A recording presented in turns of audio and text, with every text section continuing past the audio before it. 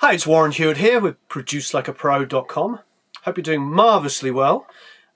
Today we're at United Recording, and United Recording is a very old studio. It's been here since the 50s and 60s, and it has made some of the best records ever made.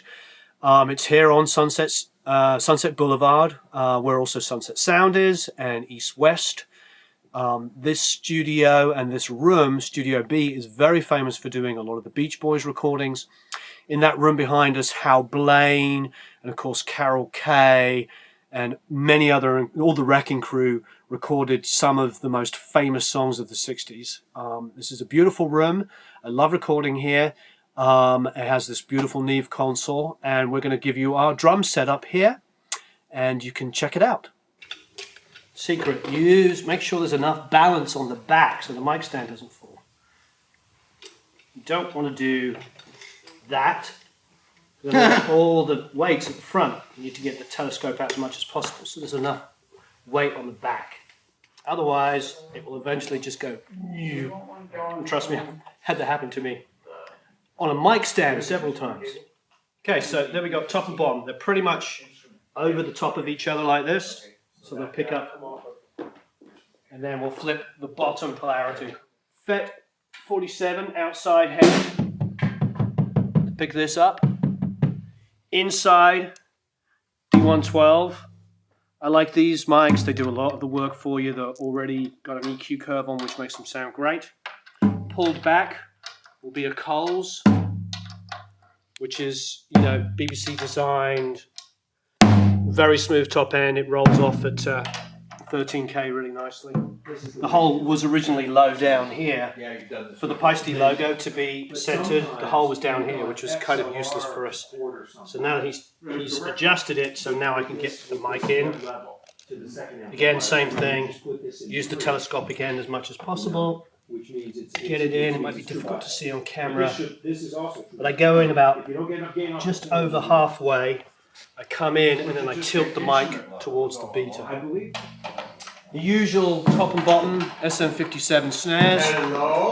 And you can see the 451, 57 on the hi-hat here, 421 top and bottom on the rack, and the same thing with the floor. For overheads, we've got three U67s. See where my thumb is? That's where I want it. Here. We've got master up here, so we're seeing it's good. Here, so it's good job. So just looking at the snare, that's perfect. So you're going to come down another inch and a half. Keep going a little bit more, and is that the talk back? Tiny bit more. Perfect. Come forward to over here. Yeah, keep going. Okay. In instrument level. That's good. Cool. So these are our M49s. They're in phase with each other, pointed at the snare drum. They're high, coming down, getting a bit of reflected sound, and the full drum kit. And down here, a pair of my favorite room mics, to be honest. Some of my favorite mics ever. These are the Gefell MV 563s, 563 MVs with a lollipop mic. These are beautiful mics. They've reissued them now. You can buy them brand new. These are amazing mics. And I have a pair of those. So we've got this one down here with the M49 at the top. And then on this side here, M49 and 563 down the bottom. And if you do have a quick look over here, you'll see 414 set in Omni. Okay, great. So here we are in the control room. It's a Neve 8068 with a lot more channels added. So there's an initial 32, plus there's another bucket of a 24, and then it looks like there's another, we have at the end, another 12.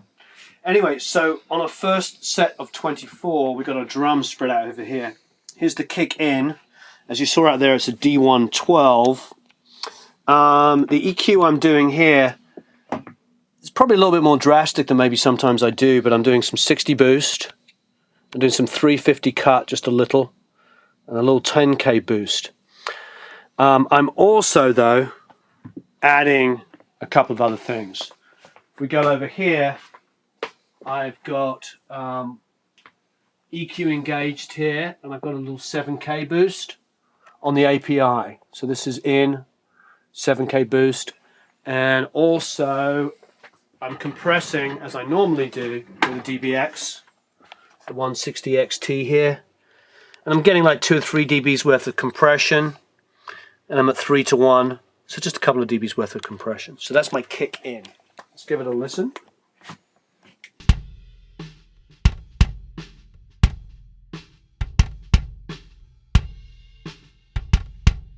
Quite a lot of bottom end boost there. Cool. Now on my kick out, which is the FET 47, I'm doing a little bit more as well than I probably normally would. It's just the nature of the drums, the room, and the drummer. But in this instance, again, and a lot of 60 boost, some 350 cut, no top end boost in this area, and then I am doing a lot more bottom end boost here. I'm boosting the 50, but I'm also doing a lot of cutting because that's really I'm just using the FET for thump.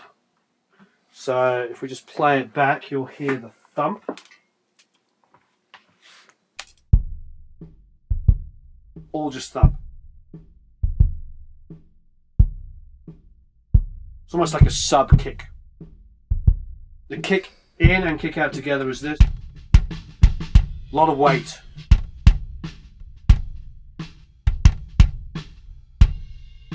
So there's a lot of weight in that kick. Okay, now the final mic here for the kick drum is a mono Coles mic. And this, I got kind of crazy on, even crazier with the low mid cut. And the EQ, I engaged again with the API. There's more of the same. There's some 400 cut and some 50 boost. Not a huge amount, but a little amount there. Added on top of that. Again, it adds the weight. If we engage just the Coles.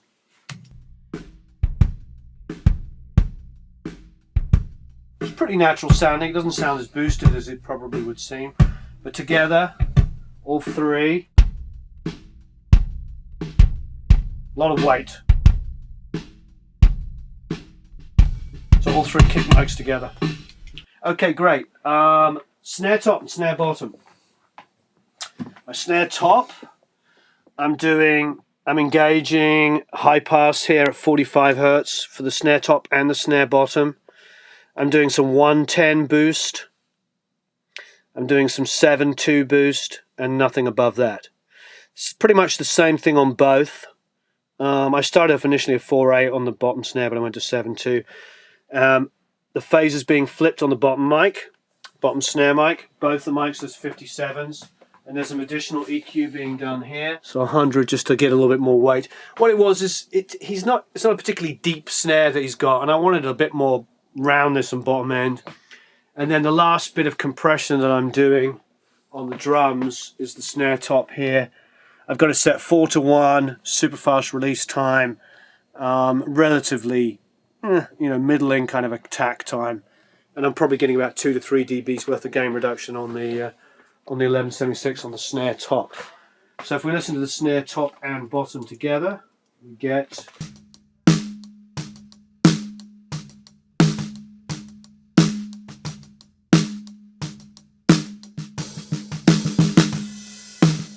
see, I wanted the body in there.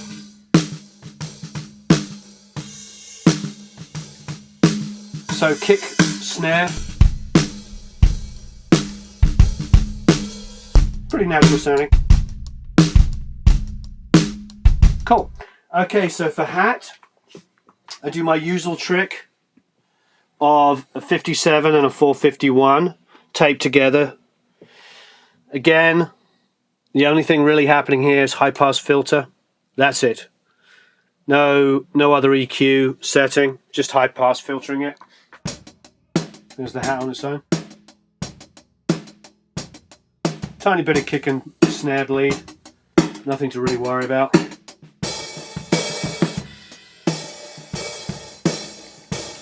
Cool. Now for the toms, I do top and bottom racks. 421 top, 421 bottom. EQ engaged them both. High pass filter at 70 on the rack tom. 110 boost, 350 little cut. No high frequency engaged, and the phase flipped on the bottom. On the floor tom, 45 high pass and 60 boosted for the floor on top and bottom, and again 350 cut, and the phase flipped, the polarity flipped on the bottom mic. And that's our toms top and bottom.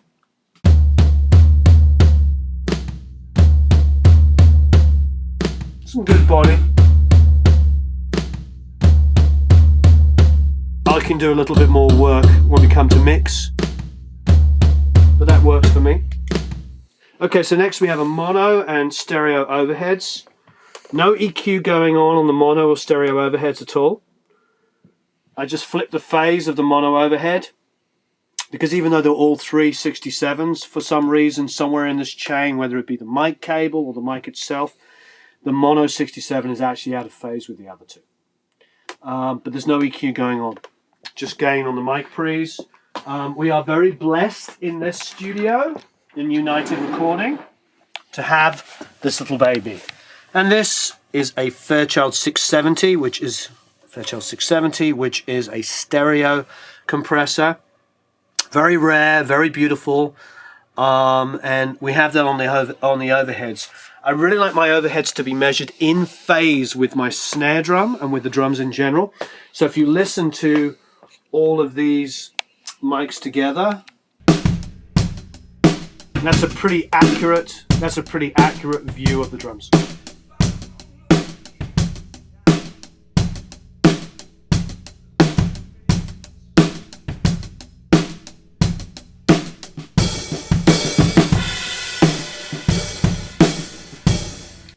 So it's nice to have beautiful mics like 67s if you can, at least high quality condensers, the best you can get, in phase with the drum kit, and then gentle compression. I mean, it's very gentle compression.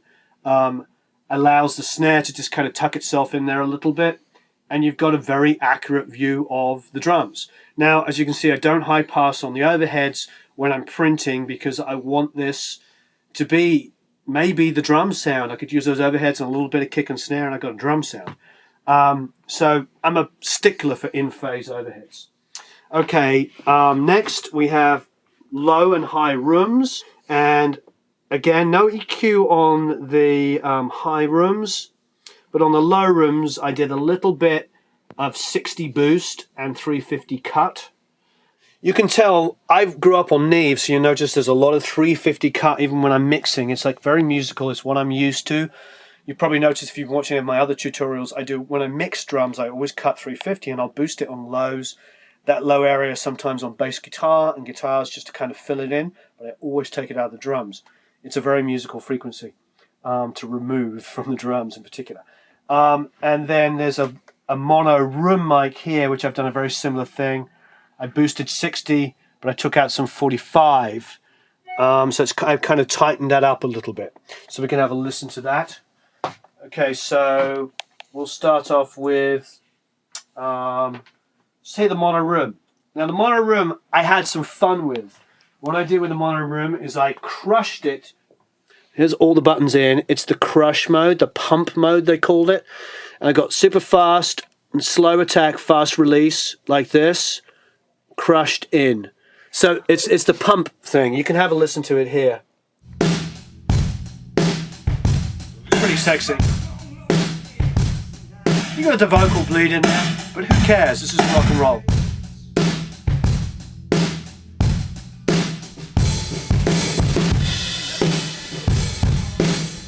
You know, it's dirty, it's noisy, it's rock and roll. You blend that in with your drums, you got that energy.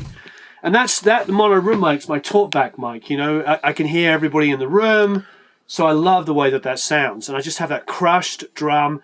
It's that 414 in the middle of the room set on Omni, just creating the energy. Okay, next is the high rooms. Let's have a listen to the high rooms.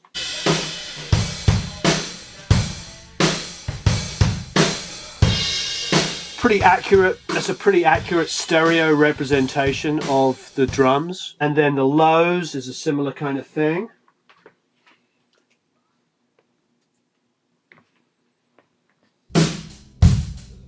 Now the only thing I did with the lows is I boosted that 60 and cut those 350s. Because the lows already have a lot of low end in them, I just wanted to kind of exaggerate that. It's going to give us a lot of weight. It makes the drum sounds great. Okay, that is our drum sounds. Let's put the whole thing together.